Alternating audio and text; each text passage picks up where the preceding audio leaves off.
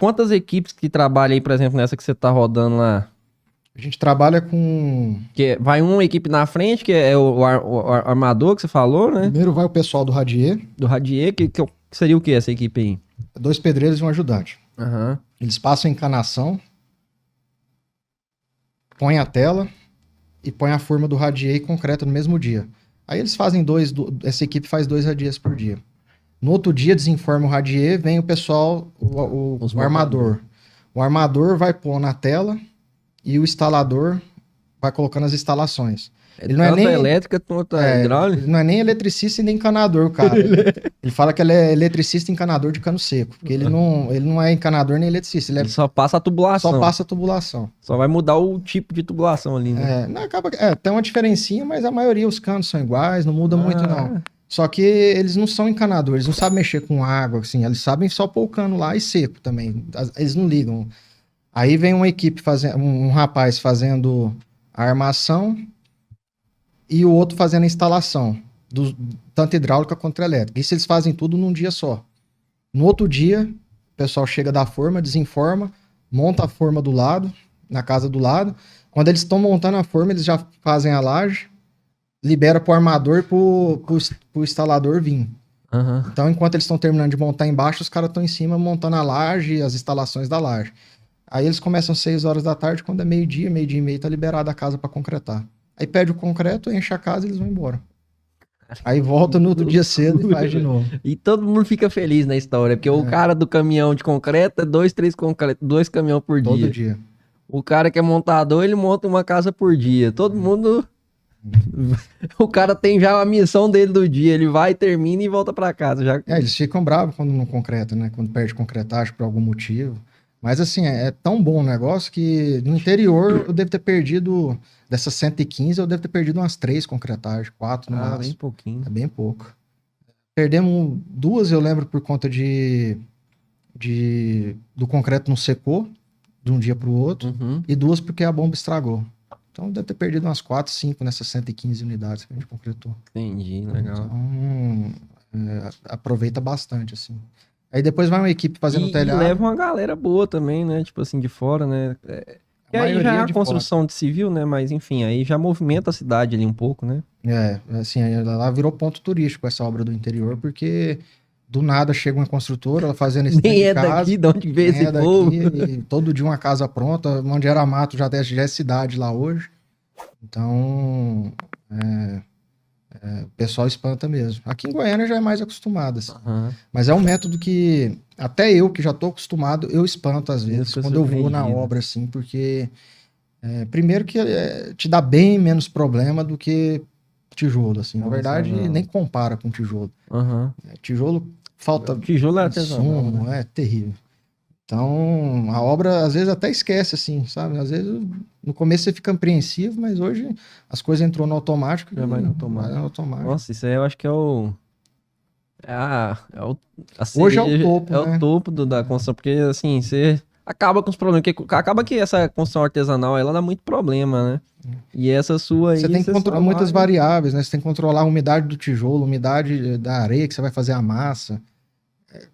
Se o cara tá de bom humor no dia, se ele não bebeu no dia anterior. Assim, você tem que controlar, aí falta material, falta arame, prego. Lá você não tem isso, né? Você controla o concreto, o aço, as instalações e a forma. Você cai para 4 itens para você 4 variáveis ali. 4 variáveis. E quando você vai fazer para tijolo, você tem 10, 11 variáveis.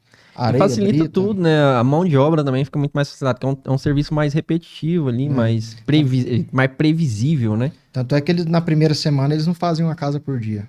Eles demoram mais para montar a casa. Só que aí depois da segunda semana... Isso porque você pega sempre uma equipe geralmente nova ali, não é a mesma equipe, né? Não, e assim, cada casa é de um jeito, né? Então eles, por mais que eles são acostumados, eles chegam na obra, eles não têm costume com aquela casa. Como assim a casa de um jeito? Um projeto... Não, cada empresa, né? Ele sai de uma empresa e vem para minha. Ah, sim. Aí eles estão lá acostumados a montar mais uma casa. Uma casa né? Quando chega na minha, até eles pegarem o jeito, eles demoram ali na primeira semana mais de um dia para montar uma casa. Só que aí na segunda semana ele já faz todo dia uma casa e aí vai embora. Aí eles não perdem um dia. E aí, por exemplo, eles às vezes falta um, porque fica doente, eles conseguem rodar a forma em 3. Você não fica parado por conta de faltar mão de obra. Agora, se faltar mais uma, já não roda, né? Aham, A forma já não roda no mesmo dia. entendi. Agora, com 4 já roda no mesmo dia. E esses 4 geralmente vêm de fora da cidade? A maioria dos montadores vem de fora. E aí, se falta esses 2 caras aí, vocês têm que buscar de fora também. Não, sim, é muito difícil. Muito Os caras difícil, né? estão É, lá eles para tão lá pra trabalhar, trabalhar, eles né? não saem pra rua, eles não fazem. A família tá longe. E eles ficam geralmente morando lá no Eles lugar? ficam no alojamento. No alojamento. Aí vocês já constroem um alojamento lá? A gente aluga casa e aí tem que ter uma frente para cuidar desses Aí, alojamentos. aí eles ficam durante a semana e no final de semana vai pra casa? Uma Não, vez no eles mês? ficam aqui 6 meses, 8 6 meses sem ver a meses? família. É coisa de louco. E eles são acostumados. Aí volta pra casa e fica quanto tempo? Aí geralmente eles vão para casa no Natal, passa a semana do Natal ali e já volta de novo. Caraca. Aí às vezes eles mandam a família para a cidade, para a família ficar lá uma semaninha com eles. Mas os caras são acostumados a ficar longe da família. Eles falam que com a família eles não juntam dinheiro. Longe da família eles conseguem juntar dinheiro. Que aí eles vão mandando dinheiro para lá. E sem contar que eles ganham mais aqui também, né? Aqui em Goiânia eles ganham mais, né? E quanto que é a diária de um montador desse aí? Eu chuto que é uns R$400. A gente terceiriza, né? Então eu chuto que é R$400 uma diária de um montador. O caboclo ganha também. R$400 dá 8 mil por mês, né? Aham, De 6 a 8 mil por mês, tranquilo. entendi. Uai, bom, hein? Show. Qual que foi a... Tem algum... No caso, desde quando você começou a trabalhar com esse modelo de construtivo aí, quantos projetos você já desenvolveu?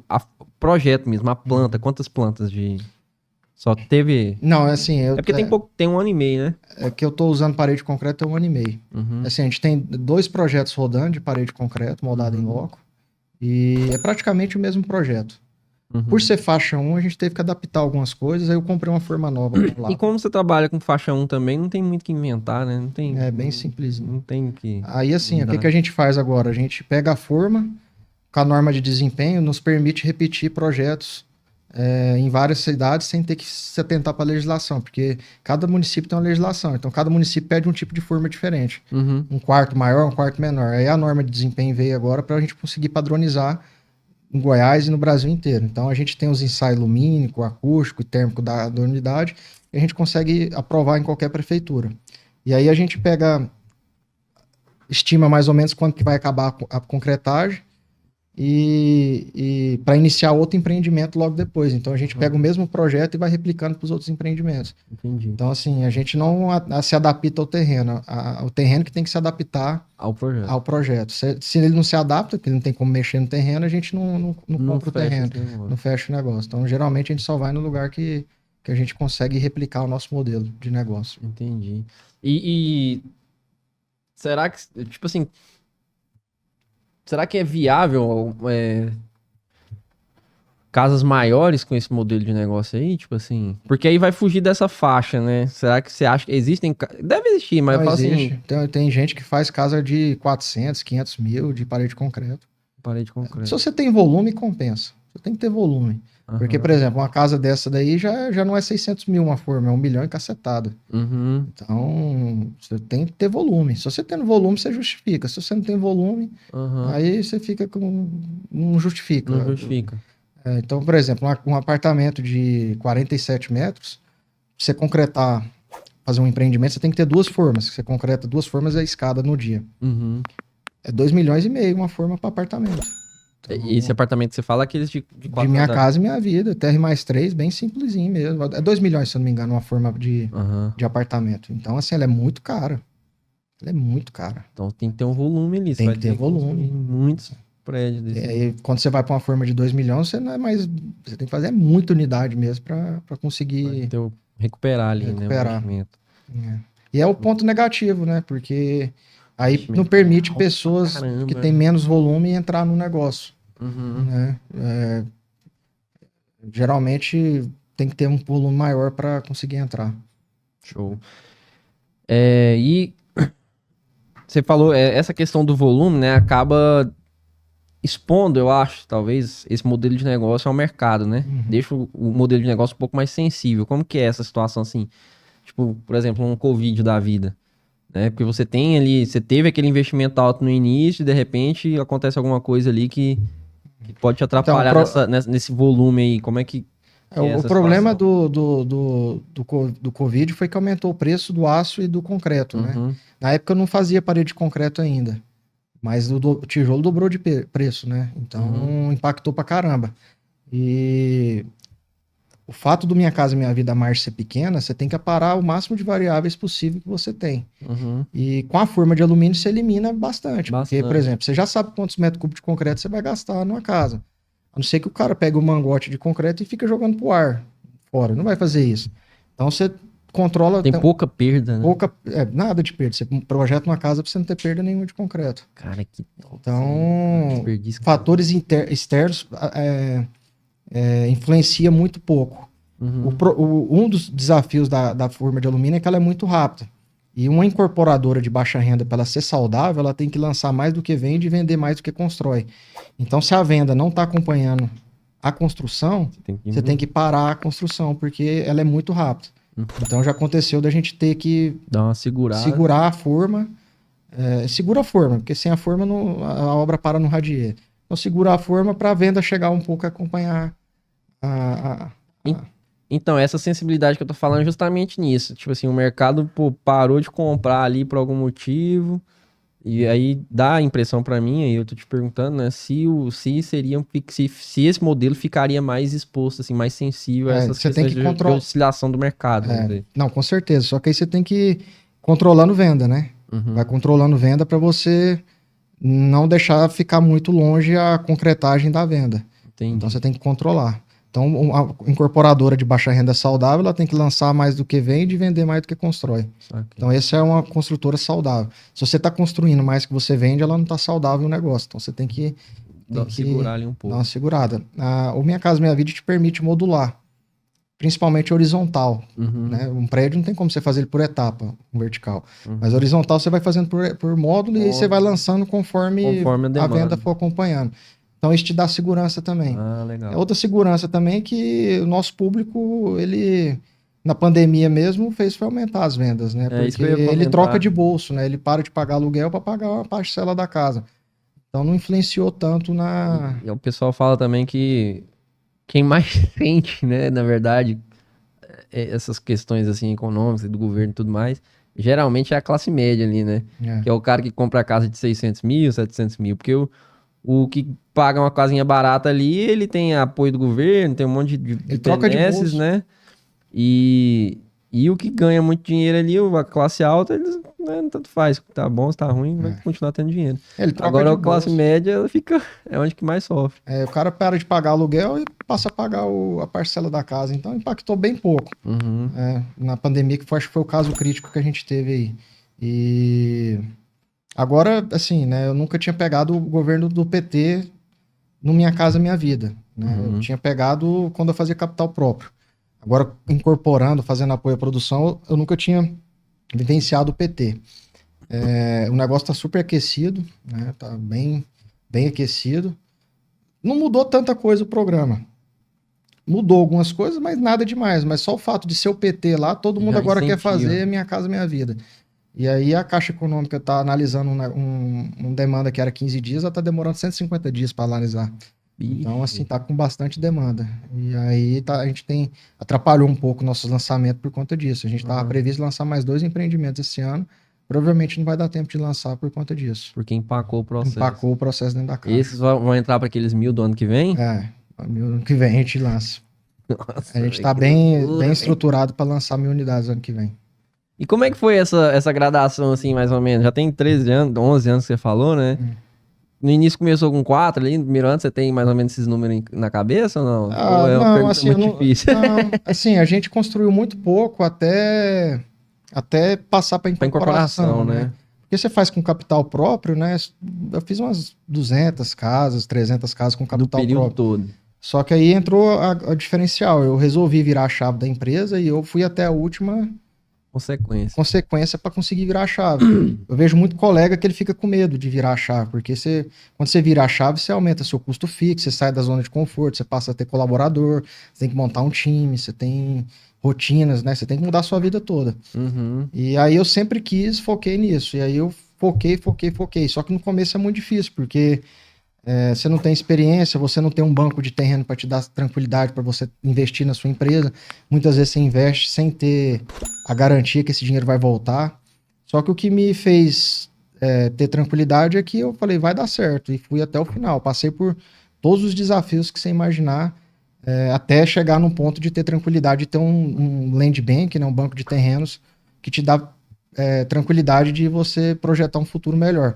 Uhum. Mas no início ali é terrível. E essa mudança de chave, eu vejo que muito colega meu sofre com isso. Eles não têm coragem de virar chave. Não tem coragem Eles de estão dar espaço. acostumados a vir com a casinha, com o capital próprio ali, de repente vira para incorporação. E aí você que não tem despesa nenhuma, passa a ter mundo velho de despesa. Você tem que ter sistema, contador, advogado, funcionário, colaborador, escritório. E aí você vai só criando musculatura na empresa. Muita gente me criticava, falava, você tá doido, você tá tomando prejuízo, e realmente tava no início. No início. Só que eu falei, vai dar certo, uma hora vai dar certo, uma hora vai virar, né? Eu acredito muito que quem faz o bem, quer dizer, não faz o mal para as pessoas, uma hora vai dar certo. Se você tá fazendo bem, se você tá fazendo assim, certo, eu não passo em cima se você tá fazendo certo, vai dar certo, né? Exatamente. Então eu acreditava muito nisso. E aí hoje está comprovada a minha teoria, assim, né? Com relativamente 4 anos, assim, apesar de eu já ter 11 anos que eu mexo, estou quase fazendo 5 de incorporação, eu já estou com um land bank de terrenos bem tranquilo e muitas casas construindo e muitas para construir. Cara, então... E aí as primeiras ali, quando você virou para incorporação, foi alvenaria? Foi quantas casas ali? Eram quantas casas mais ou menos? A maioria foi alvenaria. Eu fui fazer as primeiras de bloco estrutural, foi as 30 últimas antes de eu passar para... Então você ainda passou um perrenguinho ali com a alvenaria tradicional ali. Só que é aquela história, quando eu fazia pouca casa, você conseguia entregar melhor o produto. A partir do momento que você vai para muita casa, você não consegue ter controle de qualidade. A obra é comprida demais, não é vertical que você tá ali, é muita variável, chove, fica ruim de andar na obra. Então, assim, variáveis, chove, mexe na temperatura, na umidade da areia, da brita, você não controla isso direito na obra. Cara, então, assim, é canseira. Eu fiz um empreendimento de tijolo, foi minha despedida, de 62 unidades. Eu falei, não. Sofreu, pagou os pecados. Sofri pra caramba. E aí eu peguei e virei a chave, né? Entendi. Mas eu fiz muita casa de tijolo. Eu não falo que eu não faço nunca mais tijolo, assim. Às vezes vertical, né? Não é meu foco, né? Igual eu falei, eu vou por competência. Eu sou bom em casa e casa terra e horizontal. Mas um dia eu for fazer prédio, aí você vai pra prédio alto, né? Mais alto, você vai pra... E você pensa em fazer, partir pra essa parte? Já apareceu alguns estudos pra gente, só que eu prefiro trazer algum parceiro que entende do negócio. Eu mesmo desenvolver, eu ser a construtora ali principal. Voltando lá para a mesma coisa, né? Mantém ali no que você sabe fazer. Tem que ter disciplina, né? Se você não tiver disciplina, você se perde no meio do caminho, né? Então, eu tive a sabedoria de voltar antes de me perder 100%. Mas se você não tem disciplina, você se perde no meio do caminho. Hoje o meu foco não é prédio, no máximo TR+3. TR+3 a gente tem algum terreno estudando lá. Agora, mais que isso eu não tenho nem tenho interesse agora, né?